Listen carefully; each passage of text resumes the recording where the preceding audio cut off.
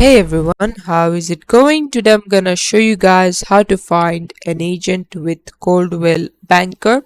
As you can see, we're on the official Coldwell Banker website and you see this option called agents and offices. You're either gonna click on search for an agent, and from there you can search them by location, by name, or if they're international.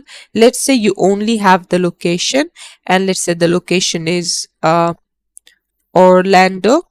So we're going to search for Orlando, which is in Florida, FL. So we're going to select on that, and these will be all of the real estate agents. If you want to filter them by like last name to make things more um, you know accessible, you can go ahead and look from it, or you could also directly just search for their name if you have it. And this is how to do it. Thanks for watching. Please leave a like and subscribe for more tutorials like this, and I'll see you guys in the next one.